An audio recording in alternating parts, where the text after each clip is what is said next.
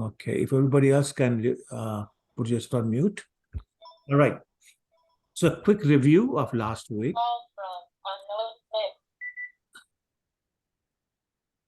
We did 4 verses last week, first 4 of the first chapter of Chaitanya Charitamrita. The first 2 of the 4 were offering obeisances to the worshipable deities of Krishnadas Kaviraj, and he talks about the 6 tattvas in that verse. And it's called Ishtadev Namaskar, which basically means offering obeisances to our worshipable deities. First one was general, in that just talked about the names of the tattvas. Second one was very specific, talked about Lord Chaitanya and Lord Nityanand. The third verse explained the objective of the book, which is the second part of any Mangalacharan that we discussed last week. So the objective of this book is Lord Chaitanya. So that's who we discussed, who he is. The fourth verse we discussed was describing the external reason for the appearance of Lord Chaitanya, which is basically the spread of the Hare Krishna movement. Okay, so today we start with 1.5. So I'm assuming that everybody has access to it. Either you have a hardcover book, hard copy book I meant, or online version. One way or the other. Is there anybody who doesn't have it? I can wait for you to get it either online or a hard copy book. So no answer means everybody has it. Okay?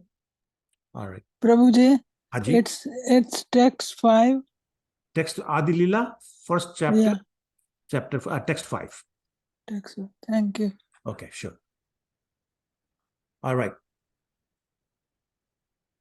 Radha Krishna Pranaya Vyaktir Ladini Shaktir Asmad Ekatmanu Api Bhuvi Pura Deh Bhedam Gato Tao Chaitanyakhyam Prakatam Adhuna Tadadvayam Chakyam Aptam Radha Bhavaduti Suvalitam Naumi Krishna Swarupam. The translation. The loving affairs of Sri Radha and Krishna are transcendental manifestations of the Lord's internal pleasure-giving potency. Although Radha and Krishna are one in their identity, previously they separated themselves. Now these two transcendental identities have again united in the form of Sri Krishna Chaitanya. I bow down to him who has manifested himself with the sentiments and complexion of Srimati Radharani, although is Krishna himself.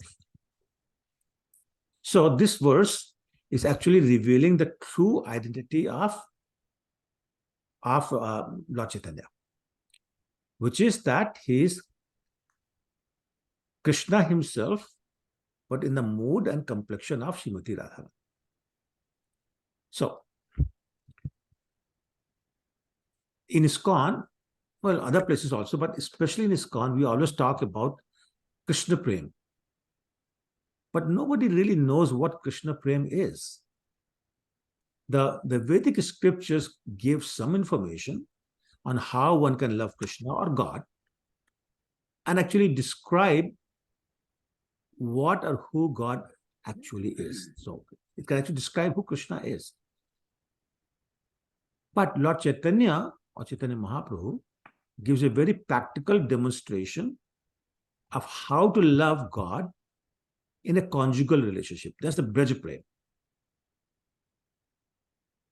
Even more specifically, Radharani's Prem. So this was saying Radha Bhava Dyuti Suvalitam, which means that Radha Bhav is taking the mood of Radharani, and Radha Dyuti, meaning taking the complexion of Srimati Radharani. So taking that, the mood and complexion of Radharani, Krishna in the mood of Radharani, which is Lord Chaitanya, tried to love Krishna as Radharani loved him. So was that too complicated? Was it clear what I'm trying to say? So this Krishna taking the mood of Radharani and the complexion of Radharani. In other words, he becomes Radharani and he loves Krishna as Radharani loves him. So Krishna is trying to love Krishna like Radharani loves Krishna. So I'm going to pause for a second and make sure it's clear, it's not confusing. Somebody say yes or no, please. Yes, true. Okay, thank you. Relatively clear. Okay, so what happened was Krishna was always amazed by Radharani's love. He could not understand the glory of Radharani's love. He could not understand what pleasure does Radharani gets from loving him. He could not understand how does Radharani give me so much pleasure. Which is very interesting because we think Krishna can do anything. Krishna knows everything. Everything comes from Krishna. So what is this about he not understanding something? Not just one thing, not just two things, but three things. So actually it reminded me of a question that somebody once asked His Holiness Radhanath Swami. And the person asked Radhanath Swami, can Krishna create a mountain that he cannot cross? So because Krishna can do anything, so he must also be not able to do something. So can Krishna create a mountain that he cannot cross? Radhanath Swami's response was, yes, he can. And after creating it, he'll just cross it. It's kind of play on words, but the point is there's nothing that he cannot do. However, now we're talking about something he could not do. So here we're talking about things that Krishna does not understand. Things Krishna does not understand about Radharani's love. But then same way, as Radhanath Swami gives the answer, he does. But how does he do it? He does so by coming back as Lord Chaitanya, having taken the mood and the appearance of Lord Krishna. In other words, he doesn't understand it as Krishna, but he understands it as Lord Chaitanya, who's none other than Krishna. So this is the secret of Lord Chaitanya's incarnation. Again, I hope it was not too confusing. I hope it was clear what I'm trying to say here. So Lord Chaitanya is Krishna in the mood and role of Radharani. He did that not just, so the internal reason was, we just talked about the three questions, and the external reason was to show us aspiring devotees how to love Krishna. So in this verse, Krishnadas Kaviraj is finishing the verse by saying, Naumi Krishna Swarupa, meaning I offer my respectful obeisances unto the Supreme Lord, Krishna, who's absorbed in the thoughts of Radharani. So once again, any questions or comments before I move on? Okay. So then this brings up the question of who is Radharani? And the word used here is Radha Krishna Pranay. So what is Radha Krishna Pranay? So the word Pranay means exchange of love.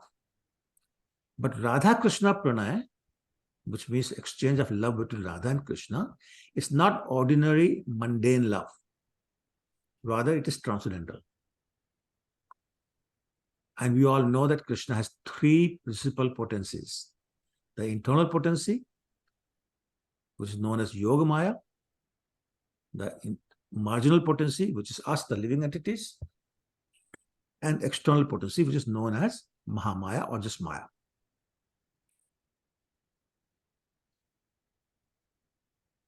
In Bhagavad Gita 7:14, chapter 7, text 14, he says, Mama Maya Duratya. He's talking about the external potency, which is very difficult to win. Very difficult to win. So that's Maya. Now, coming back to Yoga Maya or the internal potency, there are three divisions of the internal potency.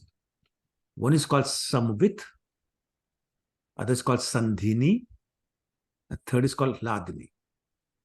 Samvit potency is the knowledge potency of Krishna. In other words, when Krishna says, Vedaham samtitani vartamanani cha Arjuna, Bhavishyani cha bhutani, mam taveta kashana. He's saying, I know the past and the present, and I know everybody. That is, and he knows himself. And he knows what's going on anywhere and everywhere. That is his samvit potency. He knows the present and the past and the future of everyone. And of course, knowledge. Like he's never in darkness, he's never in ignorance. He's full of knowledge because of his samvit potency. Then you have a sandhini potency. Sandhini potency is the existential potency. Like that is the potency that gives him the eternal life, eternity. The eternity feature, the Satchit Sat feature of Krishna coming from Sandhini potency. And then you have the Anand, the pleasure potency called Hladri potency. Hladri potency, when it becomes personified, in other words, Hladri potency, the pleasure potency of Krishna, when it takes a form, that is Radharani. So Radharani is the personification of the pleasure potency or Hladri potency of Lord Krishna. Now, because Mameva Ansho Jivaloke, we are all part and parcel of Krishna. So we all have pleasure-seeking potency. But because of our being conditioned for trillions and trillions of lifetimes, we've forgotten where the real pleasure comes from. So therefore, we'll try to look for the real pleasure in all the wrong places and trying to find pleasure in material sense objects. And therefore, always being frustrated. But Krishna says, I'm smarter than that. I'm always spiritual. And therefore, Krishna does not seek pleasure from material things or on the material plane, or in material things for that matter. Because he's the supreme spirit, his pleasure is supreme and is beyond the material conception. In other words, it's all transcendental.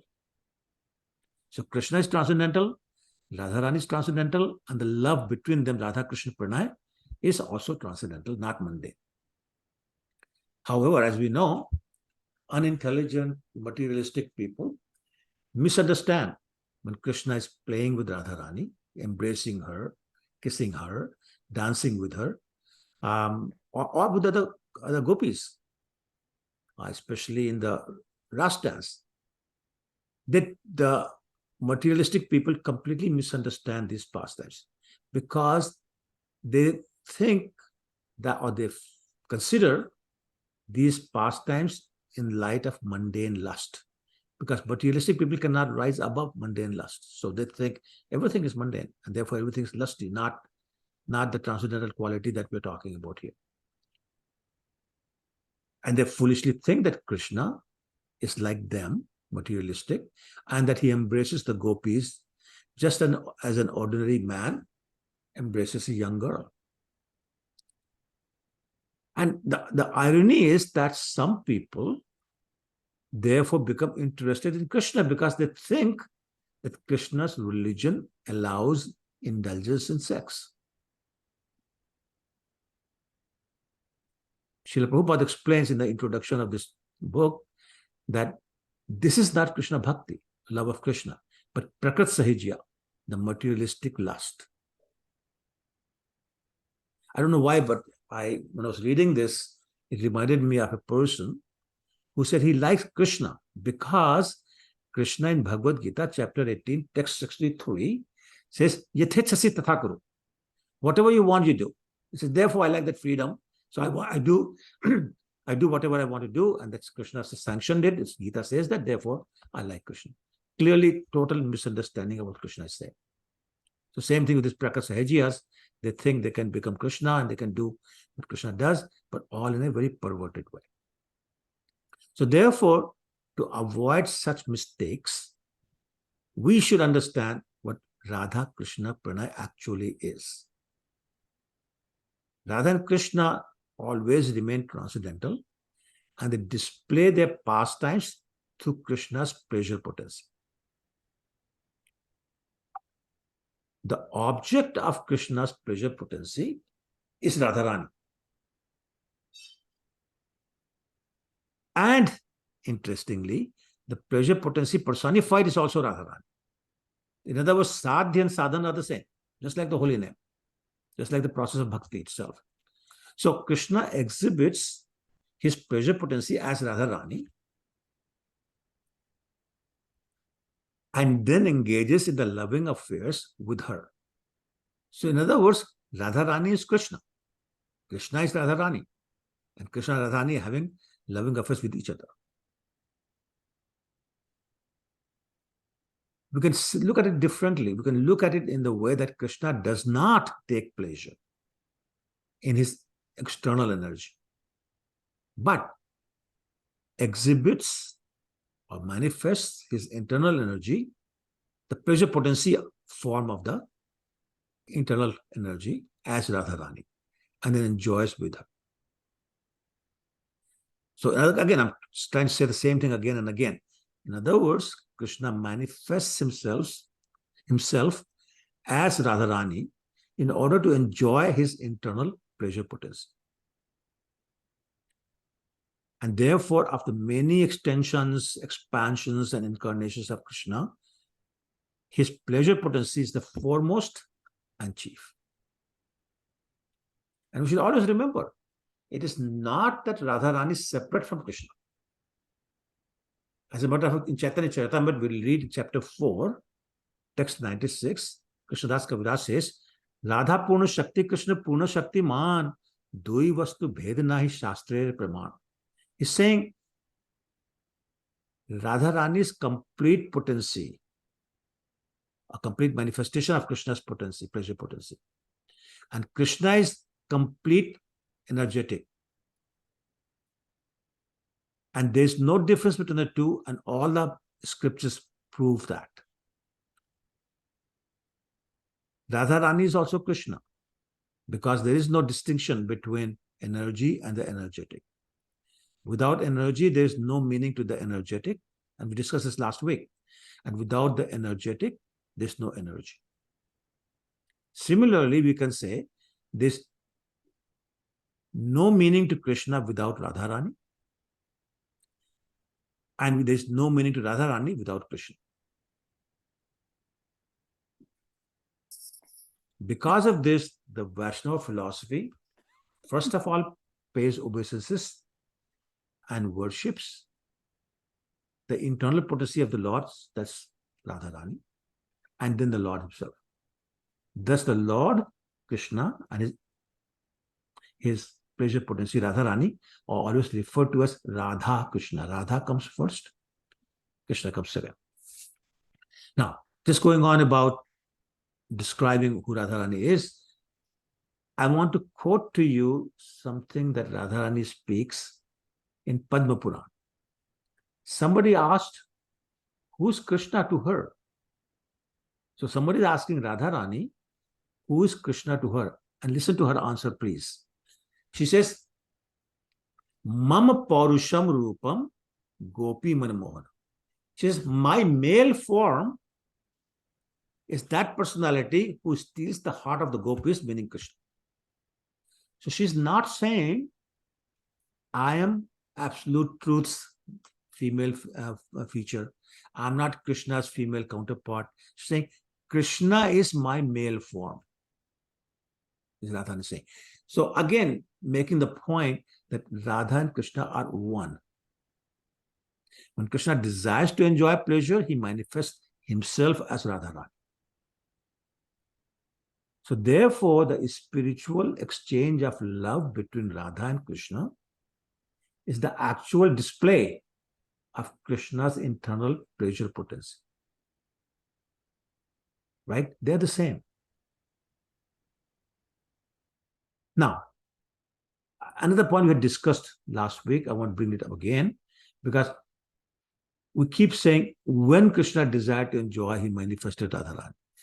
The problem with the word when is that it implies that before that when, she wasn't there. Before he desired to enjoy, she wasn't there. But what I want to explain to you is that we say when only because we are conditioned to think everything, to think in terms of the fact that in terms of the fact that there's a beginning of everything. The concept of beginningless is very hard for us to understand. So that's the only reason we say when. But in the spiritual life, where everything is absolute, there is no end and there is no beginning. It's Anadi and Anant. Everything is Anadi and Anant. Therefore, Krishna and Radha are Anadi. Ananta. There never was a time when Radha didn't exist. There never was time when Krishna did not exist. Just like he says in Bhagavad Gita, chapter 2, text 12, Note vaham jatu nasam nattam neme janadipa. There never was a time when you did not exist, and these kings did not exist, and I did not exist. Krishna is saying. So this is all eternal. But just to understand that Radha and Krishna one, and they became divided, that question of when comes to mind. When Krishna desired to enjoy his spiritual potency, then he manifested himself in separate forms of Radharani. And when he wanted to understand himself through the agency of Radharani, he united with Radharani, and the unification is called Lord Chaitanya. So we keep talking about when. When he decided to enjoy, Radharani manifested. When he decided to become two, to understand Radharani's mood, they became one. But the point that I made last week, and I want to make again, there is no when. There never was time when Radharani did not exist. There never was time when Krishna did not exist. There never was time when Lord Chaitanya did not exist. They all existed. All this when and then is simply to make us understand that this happened. Okay? The second thing is, eternity also implies that the separation, one becoming two, Krishna becoming Krishna and Radha, and the union, Radha and Krishna becoming one as Lord Chaitanya, it's not sequential. They all exist eternally and therefore simultaneously. All this discussion is just for our understanding, because our conditioned mind does not allow us to understand the concept of eternity rather. Okay, so let me pause and see if there are any. Is everybody lost, or everybody saying, yay, finally we understand? Any questions or comments? Hare Krishna, Prabhu. Hare Krishna, Mohit. Prabhu, then question comes in, is Bhagwan male or female? Or it's both? Well, we just finished proving that he's both. There's no Krishna without Radha. There's no Radha without Krishna. Therefore, Radha Krishna together, that's whom we worship. They are Bhagavan. Bhagwan. So Bhagwan has both male Correct. and female. Otherwise, he'll be incomplete. Just look at it this Okay. way. Bhagwan will be incomplete if there's only half the features. Right? If there's only male, then, well, this whole half is missing. So therefore, he's both. Okay, does that make sense? Yes, Prabhu. Thank you, Hare Krishna. Great, sure, Hare Krishna. Aditi? But we say Krishna's Adi Purusham, right? So he's still Purush, right? Krishna is Purush, yes. And of course, they are one, and then they separate, and then they again come as Chaitanya together. Yeah. Except they all exist eternally, Yeah. all at the same time too. So that's the transcendental past that becomes achintya, means inconceivable. For us, it's inconceivable. Like on the one hand, we say when this happened, we talk about separation, we got unification, but at the same time, we say no, they all exist eternally. That's the inconceivable part.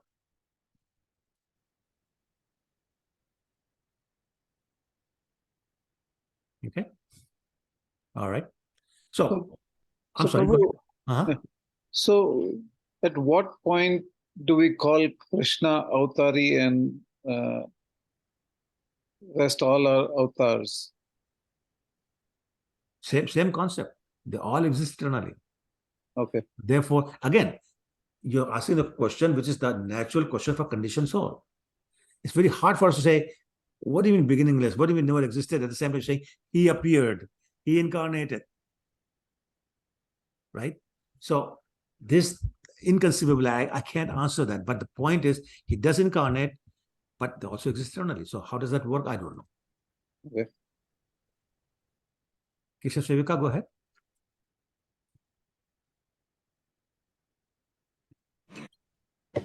Hare Krishna Prabhuji, Pranam. Just 1 second, Prabhu. Keshav Yeah. Sevka, ask the question, Yes. please. So I just when Chaitanya Mahaprabhu came, he has both Radha and Krishna in together. But the reason, I mean, pastime behind for the get married Sorry, to Prabhu? others. Sorry, what was the last part? So, or the I mean, the pastime I see that Chaitanya Mahaprabhu get married with Lakshmi. So, what the reason behind for that? So we know that Chaitanya Mahaprabhu has both Radha and Krishna in at the same. So the pastime Chaitanya Mahaprabhu did that he get married. So there any reason for that? Prabhuji, I do not understand that. What the behind for the get married. Well, no, it's just this pastime, and part of pastime is to follow the social customs. So pressure from the mother, it's time to get married. So get married, then she leaves her body, and then pressure again to get married again. So these are all part of pastimes because he's following the orders of her mother. He wants to make his mother happy. Okay, so just as if for just showing us that if this material world we need to have some Exactly. others. Okay, There are a Prabhuji, I lot of got it. pastimes that's Yeah. simply done for social reasons. Yeah. Okay, Prabhuji. Sure. Thank you. Keshav Sevika, go ahead, please. Keshav Sevika, can you hear me? We cannot hear. It looks like, yeah. She is on mute, Prabhuji, it seems. Okay, then, I mean, She's speaking, but we can't hear. Okay, anyway. Okay, then we'll move on. I have a question, Prabhu. Go ahead. Who should we pray to? Very good question. Thank you. Thank you for asking that question. Wonderful question.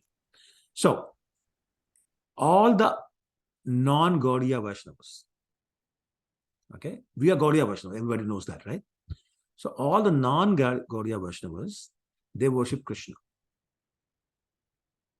And that's their prime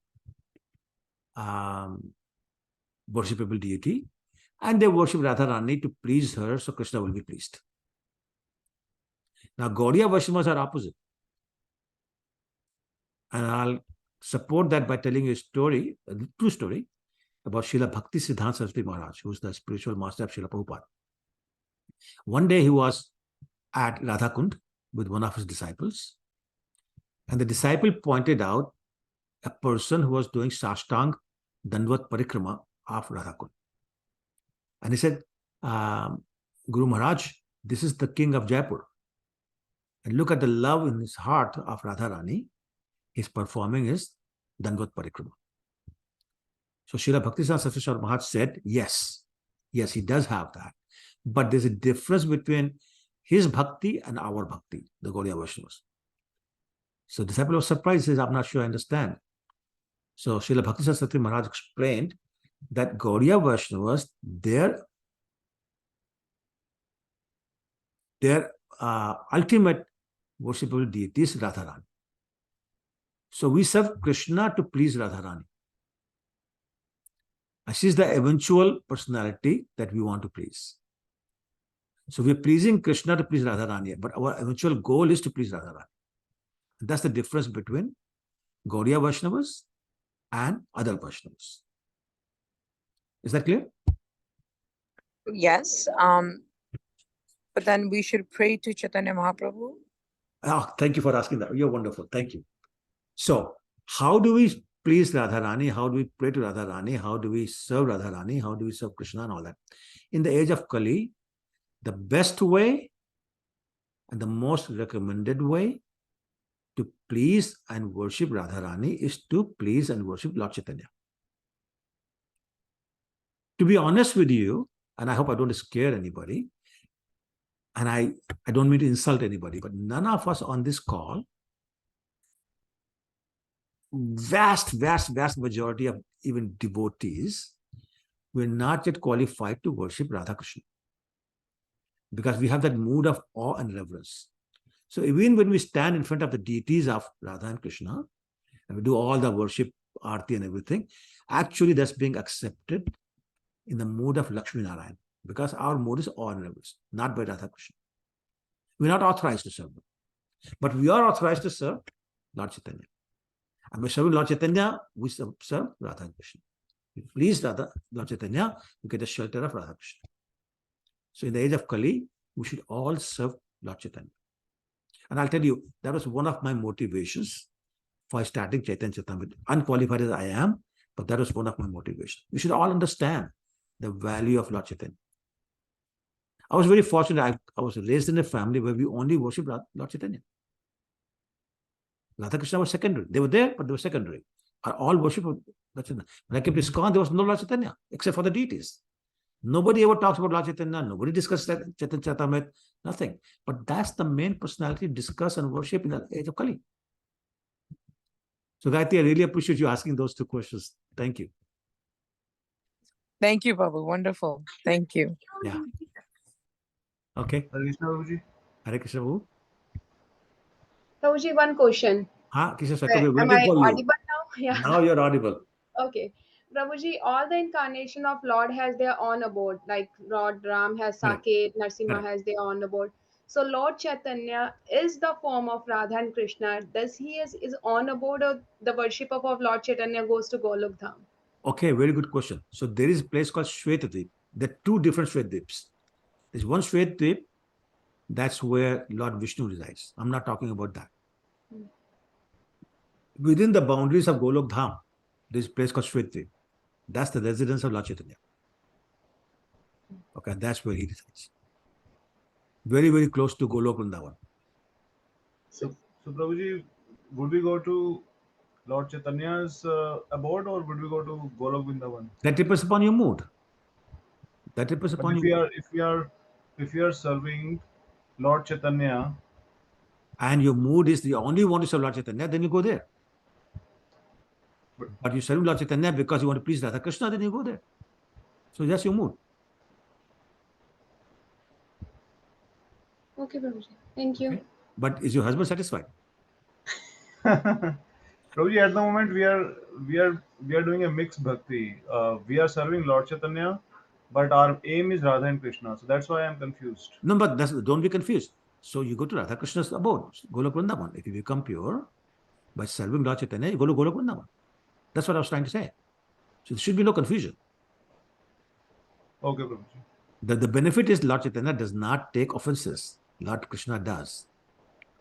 So in our situation, we are safer to serve Lord Chaitanya and please Radha Krishna by that. Now, who's even more merciful than Lord Chaitanya? Nityananda. Nityananda. Right? So let's worship Nityananda. So Who's even more merciful than Lord Nityananda? Advaita. No. Prabhupada. Huh? Eventually it will come to Srila Prabhupada. Gadadhar. No, it comes even beyond that. Sorry, Raghav? Gadadhar. Sorry? Gadadhar. Because he's also in the mood of Radha. Right, but there's somebody else.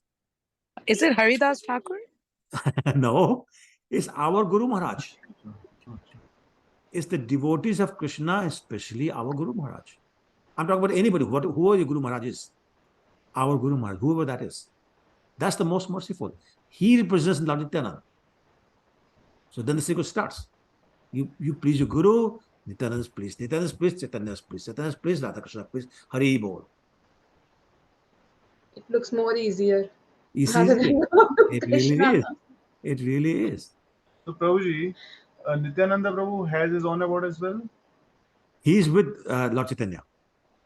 On the Shvedvip itself? Shvedvip, yes. Together. Okay. Krishna Prabhu, I have a question. Usha ji, boliye. Ji Prabhu. So, Lord Nityananda ki koi bhi, I mean, there is no main deity in any ISKCON's temple of Nityananda. Only it's always Radha Krishna. Huh? Like What big are you deities. talking about? In our Vancouver one, we have small ones. Okay, but not that maybe, but like Toronto has very large, as large as Krishna, actually larger. There is a temple in Panihatigram that's only Panchtattvas. There are other temples, ISKCON temples, who have only God Nitai. Only only Gaur Nitai, like Only Gaur no Nitai, yeah. Krishna Radha at all? No, or maybe small deities.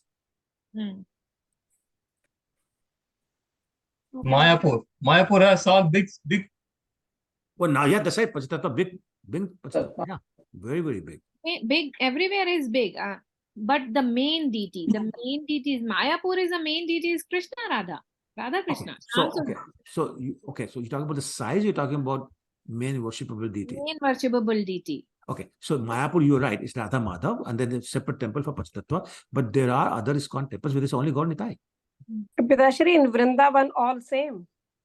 Well, Vrindavan, her point is that Krishna Balaram is called Krishna Balaram. Yeah, but the main is like main worshipable is Radha. Yeah, it doesn't matter. Like, let's not get into that because it's all non-different anyway. So we're talking about absolute platform. There's no big and large or big and small. Okay. All right. Thank you, Prabhu. Prabhu, can I ask a question? Of course you can. Yeah, Raghav, go ahead. Like in a way, we are lucky then that we have Chaitanya Mahaprabhu in Kali Yuga, right? But then what about like the previous Kali Yugas, because or future Kali Yugas? Then Chaitanya Mahaprabhu doesn't necessarily come in all of those because all the reincarnations don't come in the same cycles. Then is there like a different variation? What happens? Yeah. So yeah, I'm sure there are other incarnations that happen, but you're right. Lord Chaitanya comes only when Lord Krishna comes, which is only once in a day of Brahma. So that's correct. Other yugas are not as fortunate. That's correct. So we should consider ourselves very, very fortunate. Not only that, Lord Chaitanya was here only 500 years ago. So you can still go see the place he appeared, you see the places of his pastime, which happened only 500 years ago. So yeah, we are very fortunate. Okay. All right, let's move on.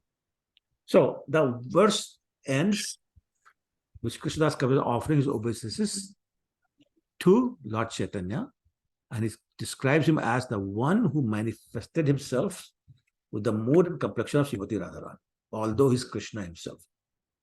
So he says, Naumi Krishna Swarupa. Lord Chaitanya is Krishna Swarupa. Okay, this is what we call Gaur Tattva, the true identity of Lord Chaitanya. As Narottam Das Thakur says, Bajendra Nandan Jai, Sachishuk Hoil Sai, Balaram Hoilo Nitai, which means it's Krishna who appears Lord Chaitanya, the son of Mother Sachi. And Lord Balaram came as Lord Nityanand.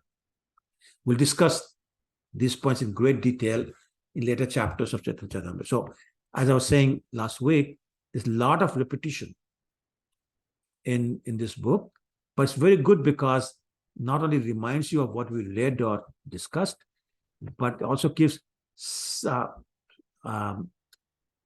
sequentially more and more details after information. So it gives a highlight first, high-level information, then more detail, then more detail, then more detail. And hopefully by the time we finish Adi Lila, or at least the first 7 chapters of Adi Lila, we'll have a very good idea of the Panch Tattvas, or 6 Tattvas, including Guru Tattva. Okay. We move to number 6, text 6. Prabhuji, can I ask one small question, please? No, you have asked large one already, right? Okay. We read 3 terms, Samvit, Sandhini, and Ladini Shakti. But they were previously, I remember, we also learned the terms Bahiranga and Antaranga Shakti. Correct. Are they different? Yeah, so the Ladini, Samvit, and Sandhini Shaktis are divisions of internal potency. And there, at that level, you have internal, marginal, and external potency. Then we divided internal potency into these 3 that we're discussing, Samvit, Sandhini, and Ladini. Okay? Thank you. You're welcome. Okay, now, you know what? For half an hour today, I practiced the meter of these verses. And now that I'm sitting in front of you, I've forgotten how that works. So is there anybody here who knows the right meter and wants to read it? Otherwise, I'll just read it in my way. Can I, Prabhu, try? Yeah, please do. Yeah, go ahead. So the main mantra of the Chaitanya Charitamrita is Jaya Jaya. No, hold on. Just read this one. This one? Okay. Okay. Shri Radhaya Pranaya Mahima Kirdoshpanaya Ve Sabadayo Yena Bhuta Madhurima Kidorva Madaya. It's not coming that way. I No, think it's it's not coming. Not coming. Not. Anyway, go ahead. Chakayam Chashamadanu Bhavata Kidaram Chavete Loka Tad Bhavataya Samjani Sachi Garbha Sindhu Harinadhu. Okay, thank you. So, desiring to understand the glory of Radharani's love, the wonderful qualities in him that she relishes, or she alone relishes, through her love, and the happiness she feels when she realizes the sweetness of his love. The Supreme Lord Hari, richly endowed with her emotions, appeared from the womb of Srimati Sachidevi as the moon appeared from the ocean. So that's the translation in the book.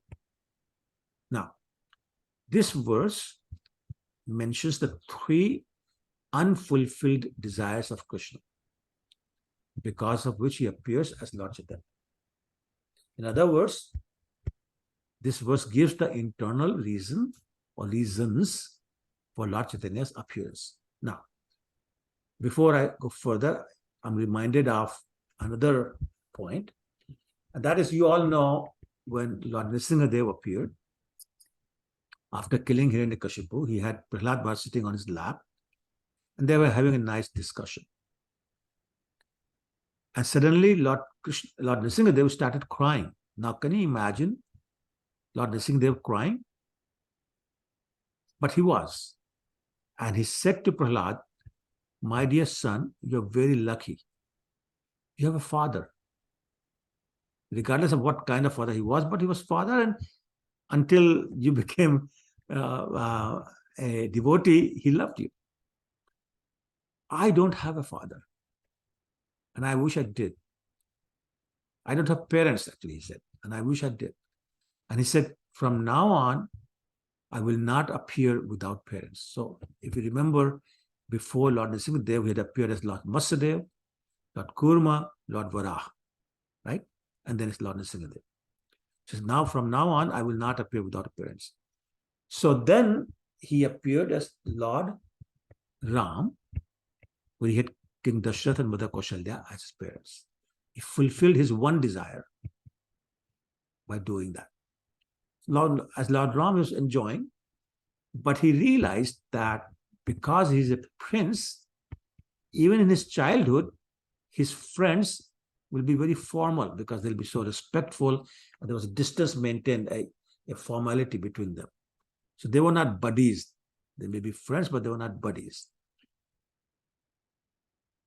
So he had desired that, no, you know what? Next time I come, I won't have buddies, not friends who respect me. Like Lord Ram was so frustrated because even when he was all grown up, Hanuman became his friend, but Hanuman was a devotee before he was a friend. So if Lord Ram would try to embrace him, he would find that Lord Hanumanji is already on his feet, on his offering obeisances unto his lotus feet. So there's nobody to embrace. Vibhishan, the same thing happened. So that was an unfulfilled desire of Lord Ram. And then, when he was in Dandakaranya, the sages of Dandakaranya expressed a desire to marry him. Said, please give us a female form and we want to marry you. And Lord Ram said, well, I can't this time because I've taken the vow of having only one wife. So when I appear as Krishna in Dwapar Yuga, you can become that. So that became his second desire, to have buddies and to have more than one wife. So he satisfied those two desires as Krishna. But as Krishna, now he developed three desires that we're discussing here.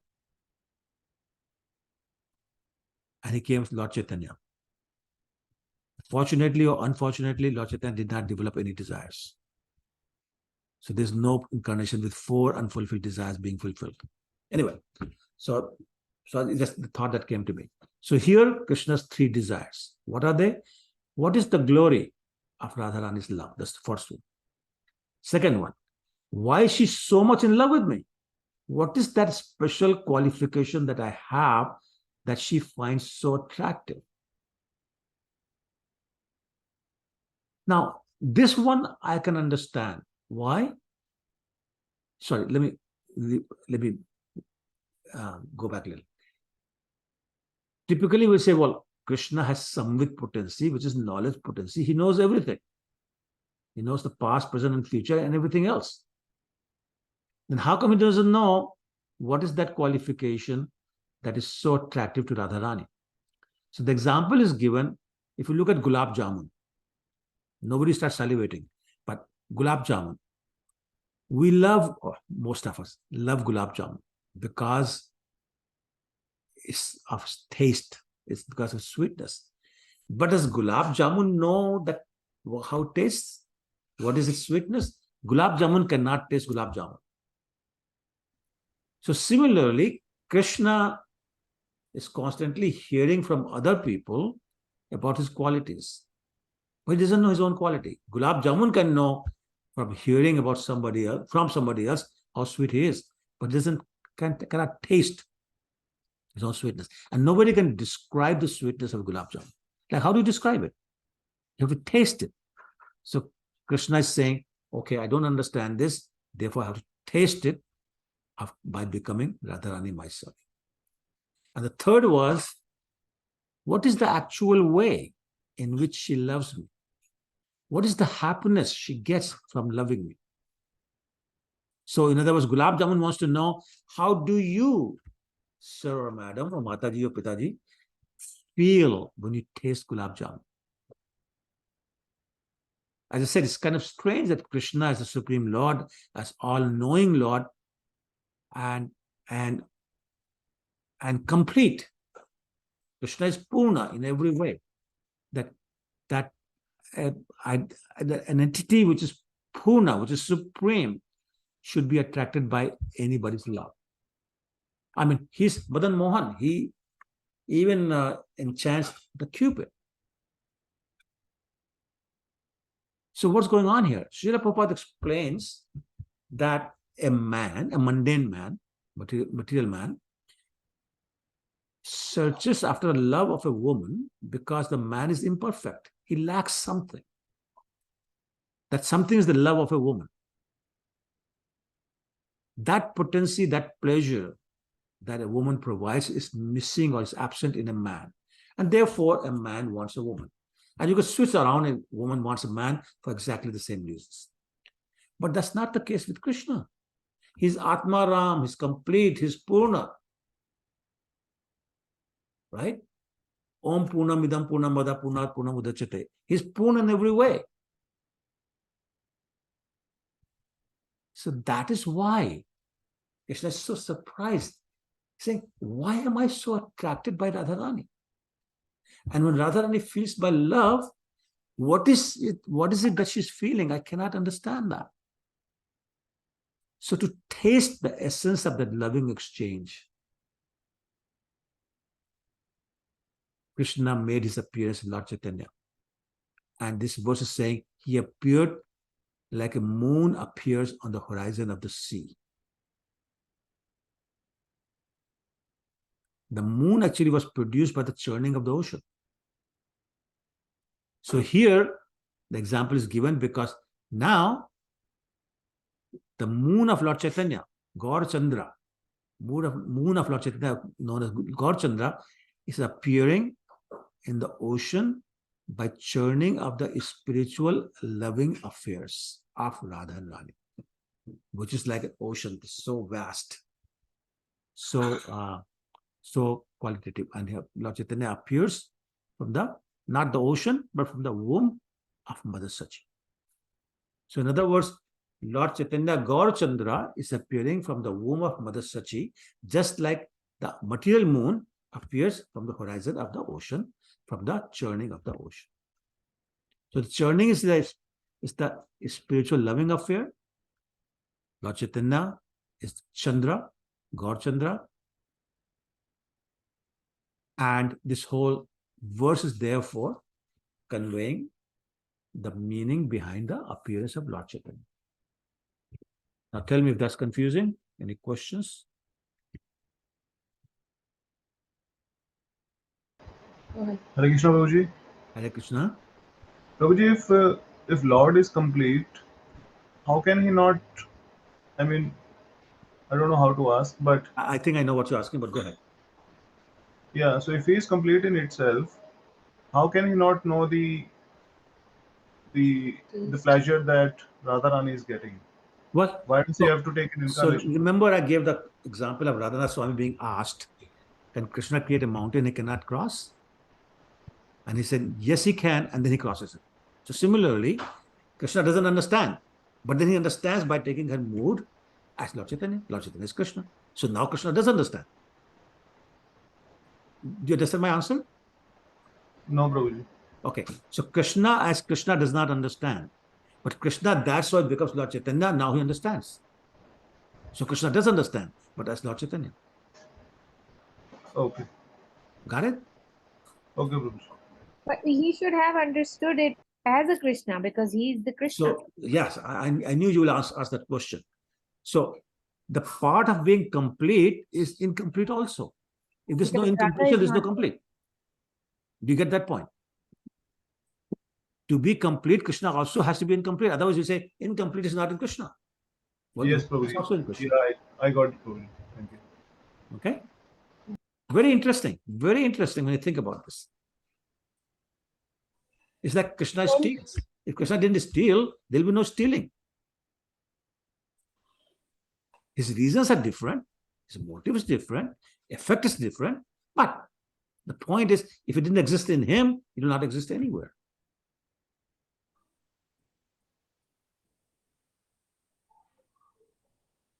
Okay. Varangari, are you okay?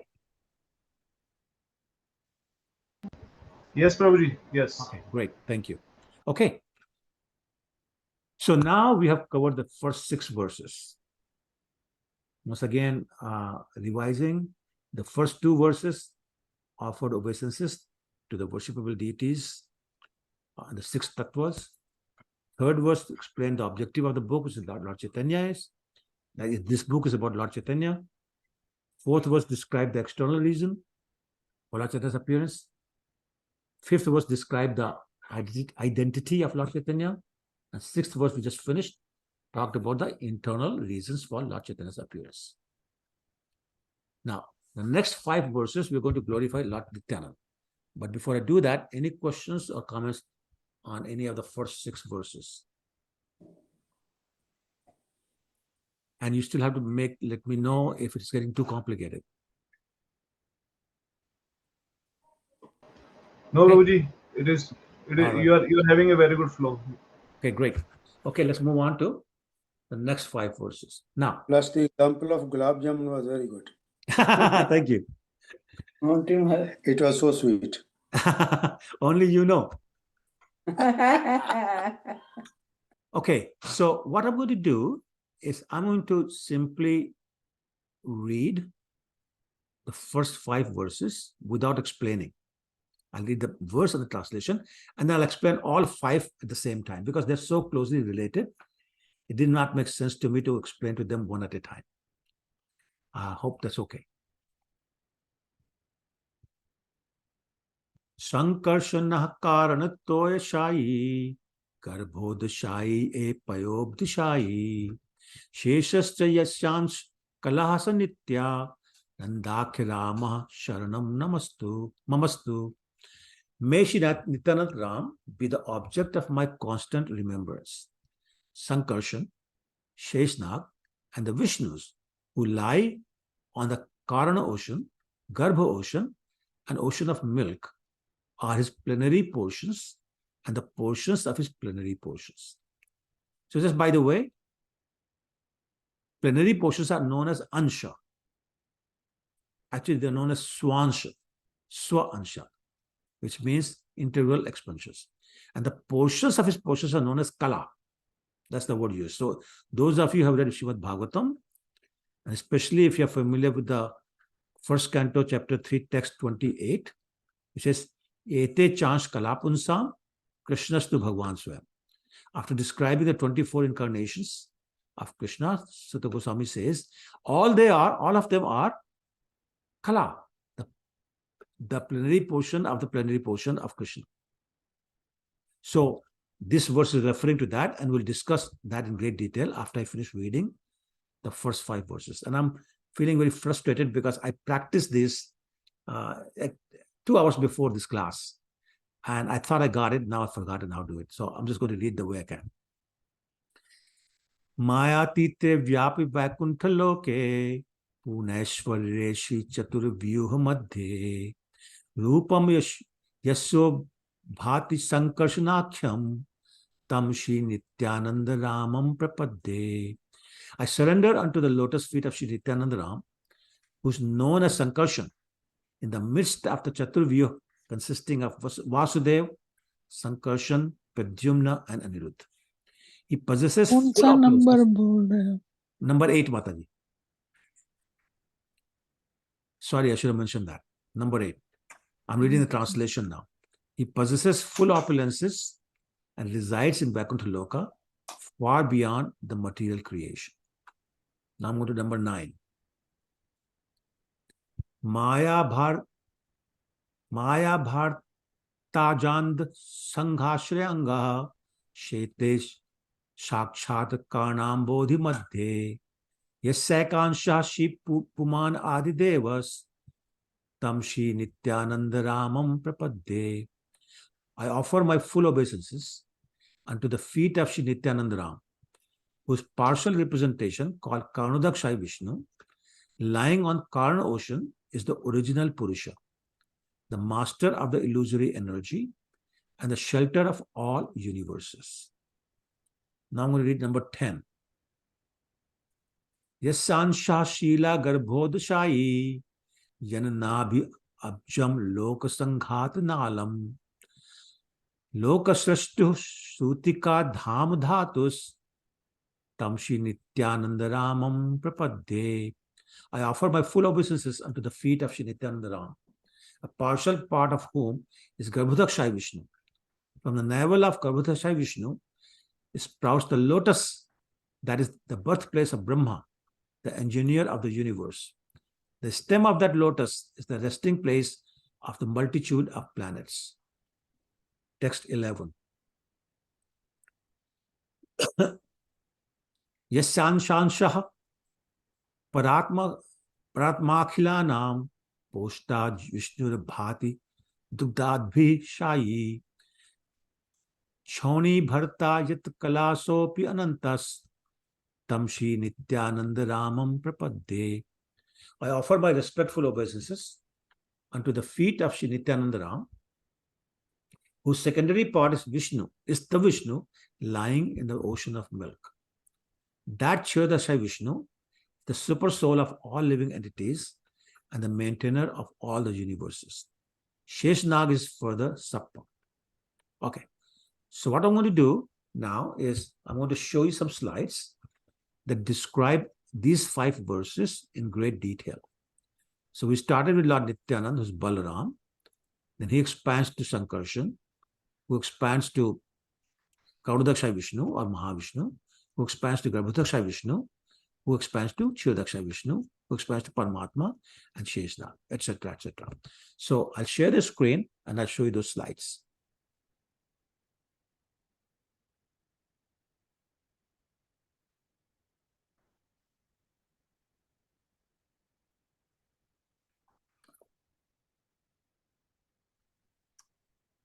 That's not the screen. Sorry, wrong screen.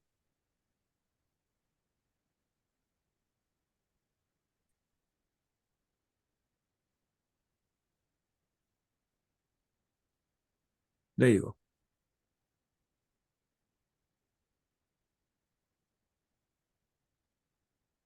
Okay, so these are slides I presented some time ago, more than once. Okay, so here's the first slide. So in the middle, you see Lord Krishna. Does everybody see that? Yeah. Okay, so we have been talking about when he wants to enjoy his pleasure potency, he expands himself as Shrimati Radharani. You see it on his right, so basically appearing from the left hand of left side, I should say, of Krishna. Left side because that's where his heart is. Everybody sees that? Then from his right side came Lord Balaram, who's his immediate expansion. Now there's no difference between Lord Balaram and Lord Krishna except one difference. So same potencies, same looks, same everything, but the difference is the color. What color is Lord Balaram? White. Pure white. So therefore is known as Vilas Murti as opposed to Prakash Murti. Prakash is same. So in other words, when Lord Krishna expands into billions of Krishnas during last dance, or when he marries 60,108 wives, he expands himself as 16,108 Krishnas. They're identical. There's no difference. They're known as Prakash. Lord Balaram is same everything except the color is known as Vilas. Okay. Now Lord Balaram, the first immediate expansion of Krishna, expands into first Lord Narayan. Okay, so you see that here? Everybody sees that? Yes, Prabhuji. Lord Narayan expands into what is known as Chaturvyu, the quadruple expansion. So that's the first quadruple expansion. And you have Vasudev, not Vasudev. What's the difference between Vasudev and Vasudev? Anybody? Vasudev is the parent and Vasudev is Krishna. Correct, correct. So this is first Vasudev. Then the first Sankarshan, the first Pradyumna, and the first Aniruddha. Combined, they're known as the first quadruple expansion. Quadruple means four. Four. And these are the four personalities who appear in Dwarka Lila. So who's Pradyumna in the Dwarka Lila? He was the son of Pradyumna was the grandson or son? He was the son of Krishna. Okay. So Pradyumna was the son of Krishna. Am I right? Yes, you're right. And Aniruddha was? Grandson. The son of Pradyumna or grandson of Krishna. Yeah. Okay.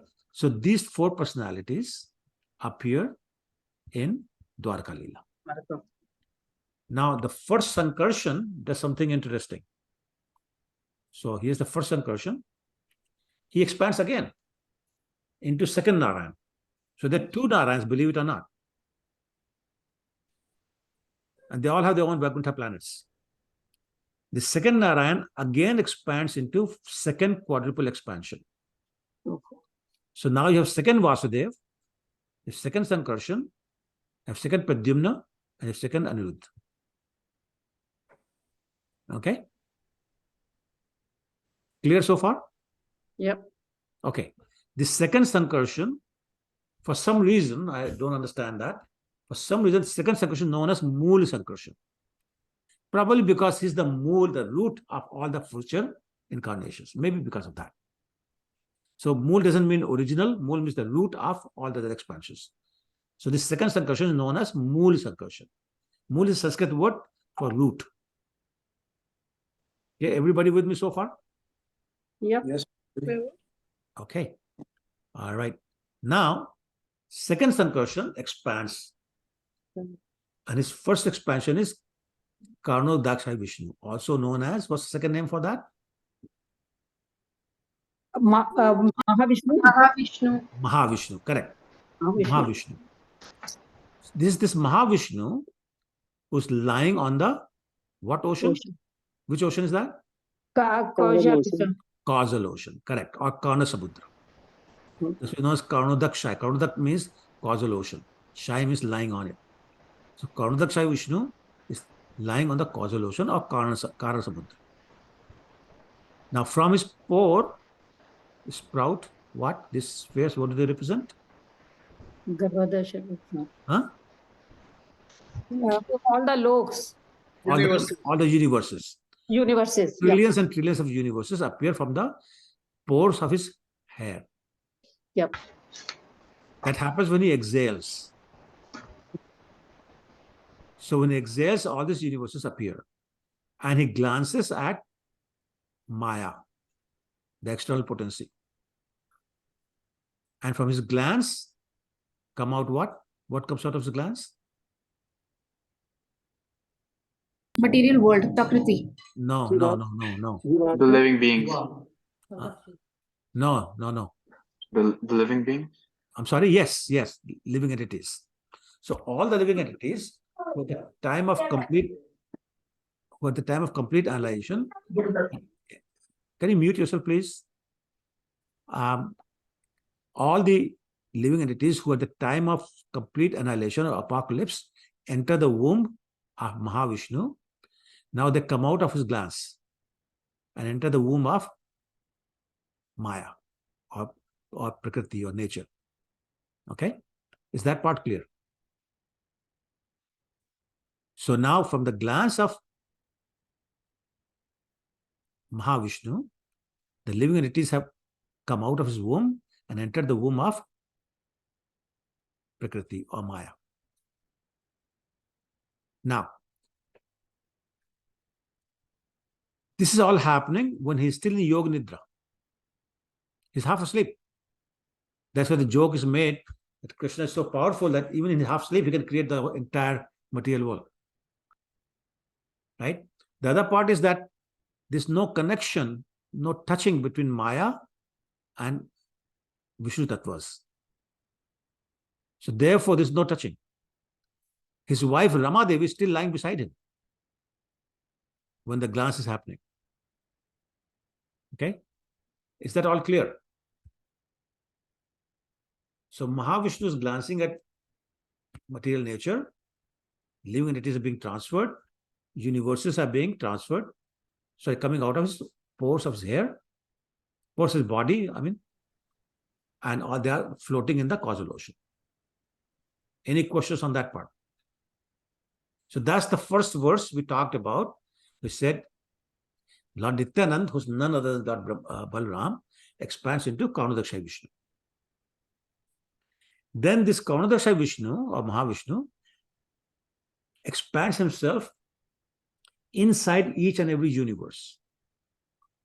So trillions of universes, and expands into inside of each and every universe.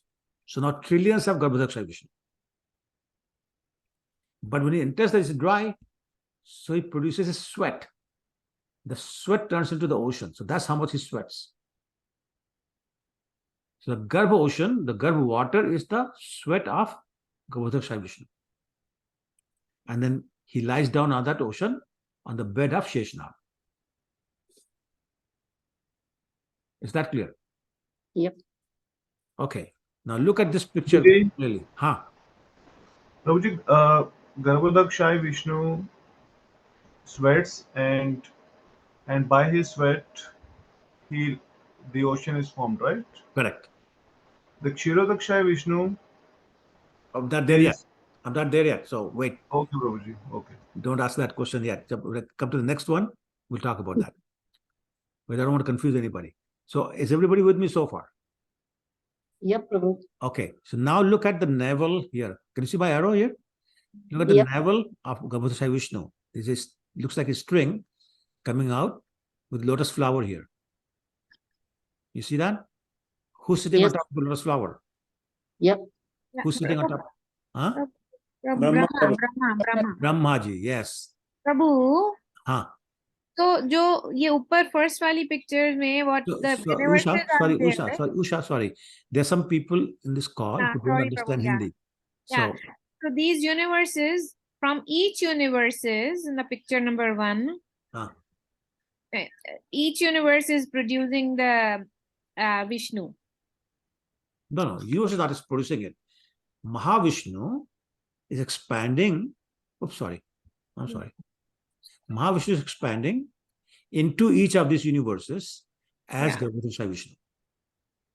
So, as many Garbhodakshai Vishnus as universes.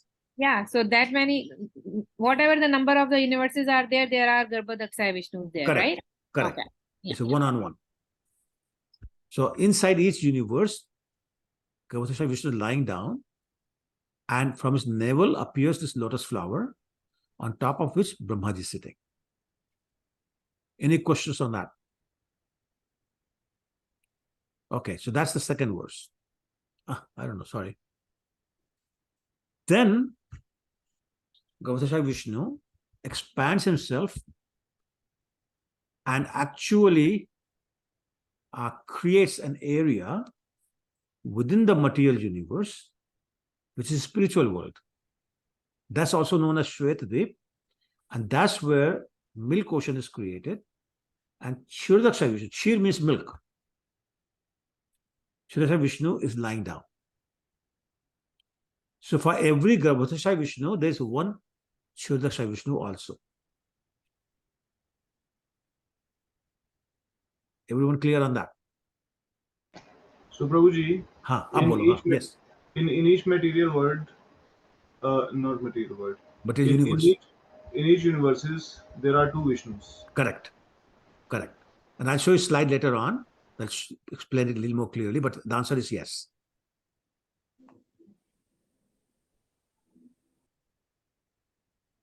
Okay. So it is this Gautasha Vishnu that's commonly known as Vishnu. So when you say just Vishnu, we mean Kshirodaksha Vishnu. And it is this Vishnu who appears in different incarnations. So Lord Nrsimhadev, Kurma Avatar, Matsya Avatar, Vaman Avatar, they're all expansions of this Vishnu. Kshirodaksha. Kshirodaksha Vishnu. Okay. This Vishnu also expands as Paramatma feature. Okay. There are two types of Paramatmas, right? Everybody knows that? Prabhuji, no. Okay. No, So Krishna. one is known as the localized Paramatma. That Paramatma is lying in the heart Of everybody. I should say, in the heart of every living entity. Correct. In Bhagavad Gita, chapter 13, text 23, Krishna says, Uptrashta Anumantacha Bharta Bhokta Maheshwara. Right? He says, as a witness and sanctioner, I'm residing in the heart of every living entity. That Paramatma is in the form of Lord Narayan, 400 form of Lord Narayan. That's Paramatma. It's about almost 8 inches long. So basically, if you extend your finger like that, distance from little finger, the tip of little finger, to the tip of thumb, that's the length of Narayan. That's residing in the heart of every living entity. Okay? Then the second feature of Paramatma, that's the all-pervading feature, with which it pervades every atom in the universe. So that's like a no form, just energy pervading every atom. Andantarastha paramanuchaya antarastham. In Brahma Samhita, Krishna says, Lord Brahma says, that is pervading every atom in the material world is pervaded by Paramatma feature of Lord Vishnu. Now is that clear? Prabhuji, here atom means all the non-livings as well. No. Atom actually means everything. So basically in our body, we have lots of cells, lots of atoms, Paramatma pervading all that. But living entity also has Paramatma, localized version of Paramatma. And all the non-living things also has Paramatma. They Correct. are the energy of, The right? all-pervading feature. Okay. Not the localized version. Yeah. But Prabhuji, Prabhuji, what is that equal to Brahman, or what is Brahman then? No, Brahman is the bodily ray of Krishna's body. That's the effulgence. That has nothing to do with this. This has nothing to do with that. As a matter of fact, the localized version of Paramatma is a higher understanding of absolute truth than those who only understand Brahman effulgence. And So Brahm is yogis, different. Brahm is different. I'm sorry? Brahm is different. Brahman is different. Brahman is Brahman effulgence. No, that I understand. But there is one called Brahman. And So then Brahman there is everything is spiritual is Brahman. You are Brahman, I am Brahman. Paramatma is Brahman, Krishna is Brahman. Everything is spiritual Brahman.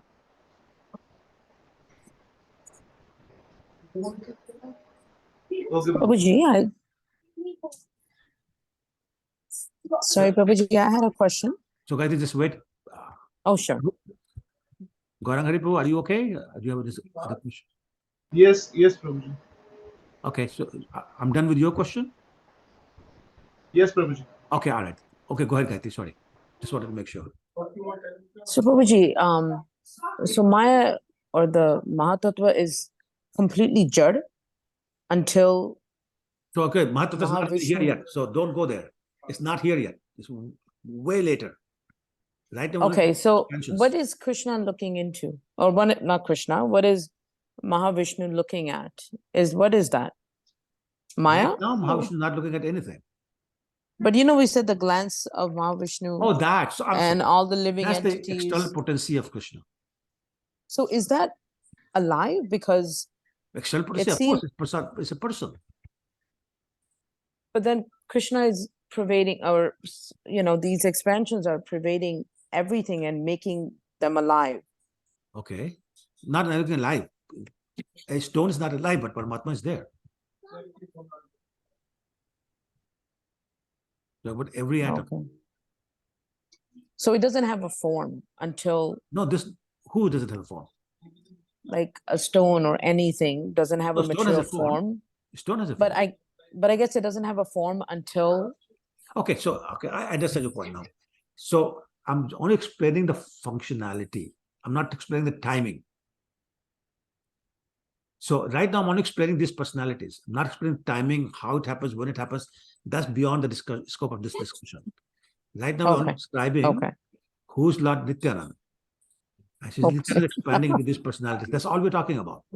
Okay. Because if I start asking you a question, it'll become so confusing and so far out of the No, sounds good. Of the syllabus. Okay. Okay. Thank you. Okay, Modi Shiva Prabhu, you raise your hand first. Guruji, just want to clarify. This Vishnu is a expansion of the Balaram that we see, yeah? Because Balaram is expansion of the Krishna is the same.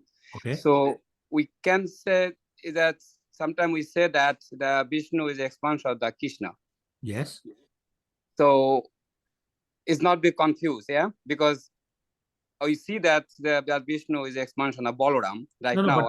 But Balaram is expression of Krishna, therefore Vishnu is expression of Krishna.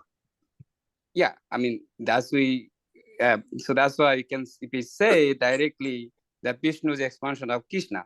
Correct. So it does in a sense is right, yeah.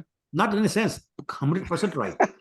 100% right. These are known as the Purush incarnations. Okay. These are known as Purush incarnations, Purusha avatar, 3 Purushas. Mahavishnu is first Purush, second Purush, and Kshidaksha Vishnu is third Purush. They're Purusha avatars. They're all avatars of Krishna because Balaram is avatar of Krishna. Okay. So that just to it's not question, just curious. I'm asking. Yeah, I mean, so that Vishnu, I see that 3 Vishnu is here. All our Vishnu is coming. Krishna was sitting there. When Vishnu is coming, all Vishnu is lay down. So is there any reason behind for that? Krishna is laid down on the why is Vishnu lying down? Yeah, why? Remember, there's a verse in Shitashtar, there's Krishna, Vishnu, they have nothing to do. So they're lying down having fun. They're thinking things happen. By energies, things happen. They don't do anything. Okay. So they're having masti all the time. Okay. I got it, Puji. Yep. You're welcome. Okay. Thank you. Gautam Prabhu? Yes, Prabhu. So I was just curious to know, you said the size of the Paramatma is 8 inches inside our heart? Approximately 8 inches, yes. Approximately. Okay. So 8 is generally a very, probably one of the auspicious number, I feel too, right? Like Krishna was also the 8th child of 8th child as well, right? Right. So there are a lot of instances with this number 8 is very common, I feel. Is there any specific reason for that, Prabhu? No, Prabhu. If there is, I don't know. Okay. All I know is it's auspicious because Krishna appears on the 8th day, Radharani appears on the 8th day, things like that. But I don't know if there's any other Vedic or astronomical or astrological reason. Okay. And one more thing is like in some like meetings, they say that the Paramatma's size is about the thumb or closed fist. Is it that's also like a? I don't know, but Prabhupada said extend your hand and go from the tip of the little finger to the tip of your thumb. That's the length. It's approximately 8 inches. That's what he said. Okay. I only go by Prabhupada. Yeah. Okay, Prabhupada. Okay. Sure. Thank you, Prabhupada. Okay. We have to listen to only Prabhupada ji. Yes. Okay. Naina or Mohit, you have your hand raised? प्रभु जी आपने सोने से पहले सनसनी मचा दिया था क्यों चक्कर आ गया प्रभु जी चक्कर आ गया okay we just said it's 8 inches long. Okay. How come an ant have a 8-inch long soul? Help me understand. Remember, this is all spiritual. Don't try to understand this from a material perspective. So, for example, we know present in Vrindavan. And we also know that 3 billion gopis showed up for Ras dance. Krishna had 900,000 cows. Radharani had 1.1 million cows, and everybody else had that number of cows. And the residents, so many of them, they all stayed in a place called Vrindavan. How is that possible? With spiritual things, they expand, they contract. The idea of physical measurement is not there because that's physical. It's all subtle, it's all spiritual. Therefore, these things happen. Inconceivable, I agree, but that's the only explanation that's given in the scriptures. Understood. We put that word everywhere. Achintya bhed. That's right. Inconceivable, that answers it all. When you can't process it, put that word there. That's right, exactly. Exactly. One more question, Prabhuji.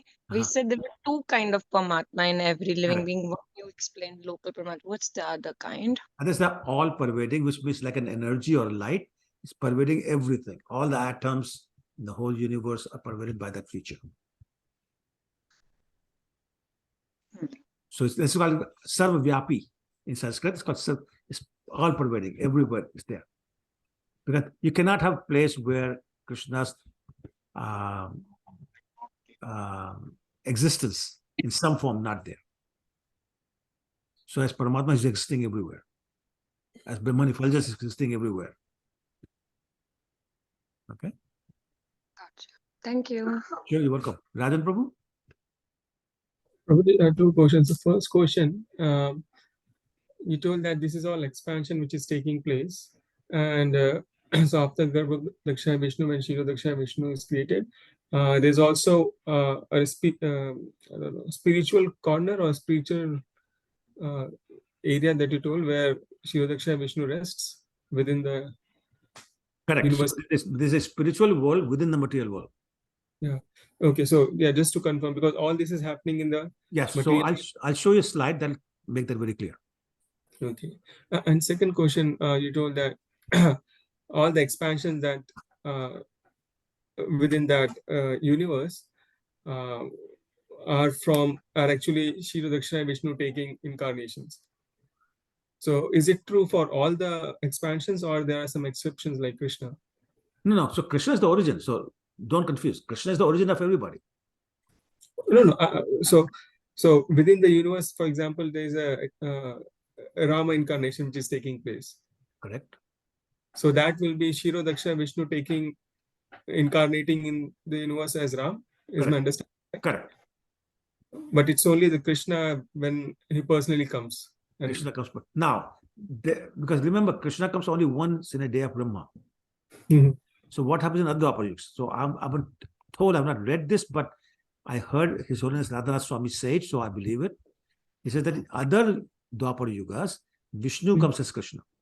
And that's why people argue, no, Vishnu comes as Krishna, no, Krishna comes as Vishnu. And he says both are correct.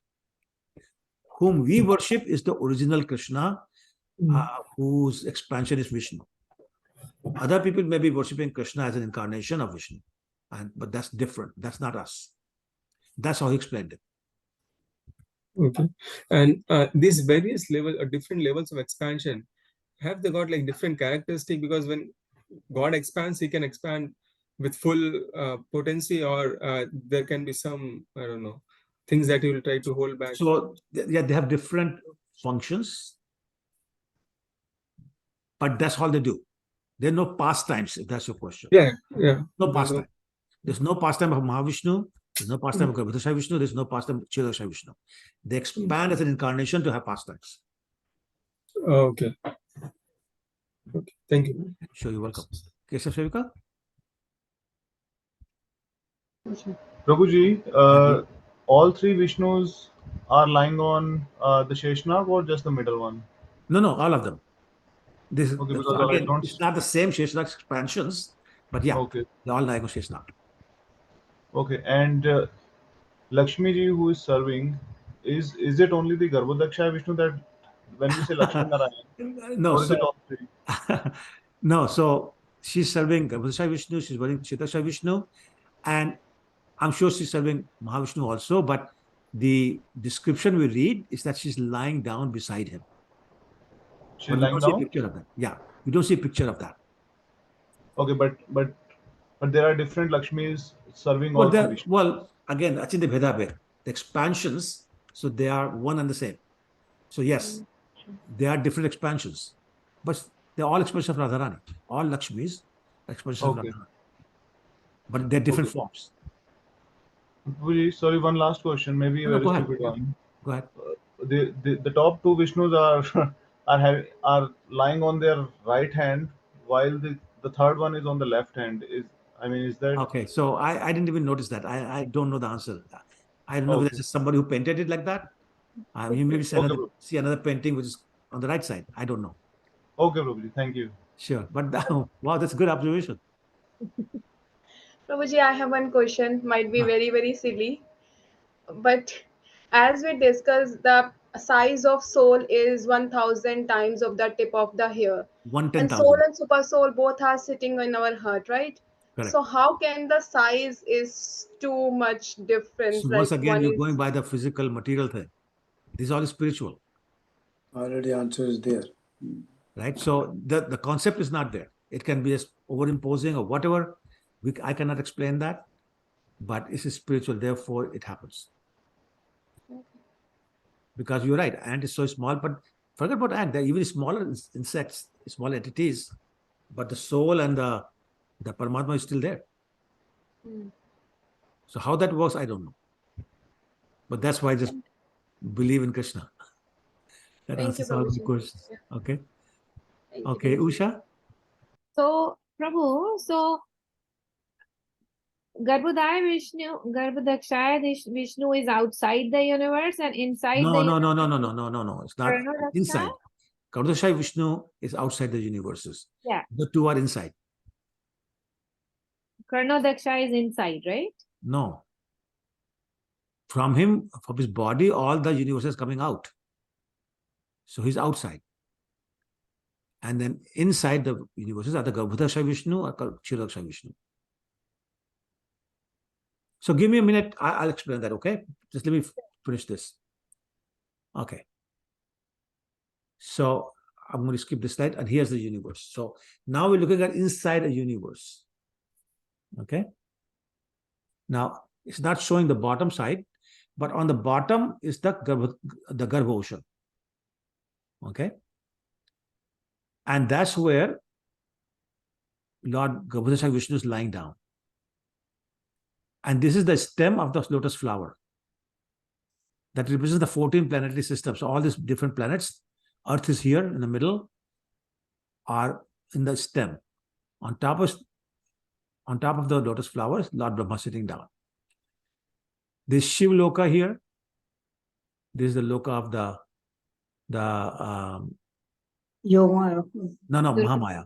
Or Mahamaya. Parvati or Durga, whatever you want to call it. Yes.